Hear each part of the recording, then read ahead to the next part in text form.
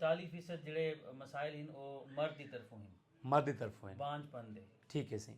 54% ਮਸਾਇਲ ਜਿਹੜੇ ਉਹ ਖਾਤੂਨ ਦੀ ਤਰਫੋਂ ਹਨ। यानी 54% औरत की वजह तो ना इनफर्टिलिटी है तो 47% 46% ਜਿਹੜੀ ਹੈ 46% ਮਰਦਾਂ ਦੀ ਤਰਫੋਂ ਹੈ।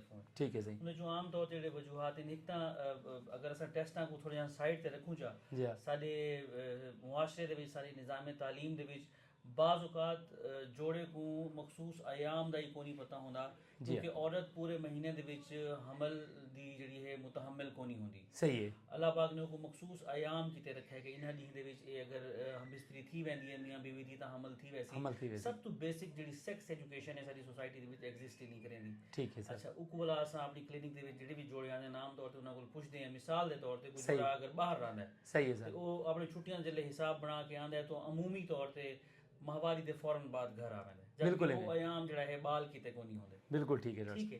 एक तो पहली चीज़ ये है कि कपल दी ई चीज़ दी उन्होंने को आगाही दी वने कि केड़े आयाम हिन जिन्हां दे विच हम बिस्तरी करके जड़ा है हमल दी नेमत तो जड़ा है ज़्यादा चांस केड़े दियां दे दरमियानी दी।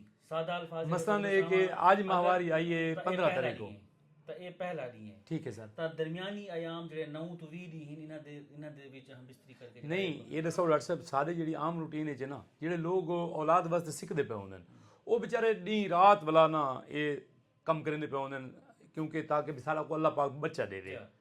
ਉਹ ਉਹਦੇ ਵਾਸਤੇ ਕੀ ਹੁਕਮ ਹੈ? ਕੀ ਹੈ ਕਿ ਸਿੰਪਲ ਜਿਹੜਾ ਮਤਲਬ ਇਹ ਹਰ ਕਹਿ ਕੀਤੇ ਜਨਰਲ ਪਬਲਿਕ ਕੀਤੇ ਜਿਨ੍ਹਾਂ ਕੋਲ ਬਾਲ ਦੀ ਤਾਂਗ ਹੁੰਦੀ ਹੈ, ਜਿਹੜੀ ਰੂਟੀਨ ਦੇ ਵਿੱਚ ਡਾਕਟਰਾਂ ਕੋਲ ਵੱਧ, ਸਭ ਤੋਂ ਇਲਾਵਾ ਹਕੀਮਾਂ ਕੋਲ ਵੀ ਵਜਦੇ ਨੇ, ਕਿਉਂਕਿ ਉਹ ਧੂਪ ਤੇ ਗੁਨਾ ਤਿਨਕੇ ਦਾ ਸਹਾਰਾ ਉਹਨਾਂ ਕਿਤੇ ਇਹ ਮਾਹਵਾਰੀ ਜਿਹੜੀ ਆਂਦੀ ਹੈ ਉਹ ਪਹਿਲਾ ਡੀ ਹੈ। ਸਹੀ ਹੈ। 9ਵੇਂ ਤੋਂ ਗਿਣ ਕੇ 20ਵੇਂ ਡੀ ਤੱਕ। ਠੀਕ ਹੈ ਸਹੀ। ਇੱਕ ਦਿਹਾੜ ਛੋੜ ਕੇ ਹਮ ਬਿਸਤਰੀ ਕਰਨੀ ਹੈ ਤੇ ਸ਼ਰਈ ਹੁਕਮ ਵੀ ਹਫਤੇ ਦੇ ਵਿੱਚ 2 ਦਫਾ ਹਮ ਬਿਸਤਰੀ ਕਰਨ ਦਾ ਹੈ। ਸਹੀ। ਠੀਕ ਹੈ। ਸਹੀ ਹੈ। ਤੇ ਇਹ ਦੇ ਵਿੱਚ ਇਨਸਾਨ ਦੀ ਜਿਹੜੀ ਕੈਪੈਸਿਟੀ ਹੈ ਉਹ ਵੀ ਜਿਹੜੀ ਹੈ ਨਾ, ਮਤਲਬ ਉਹ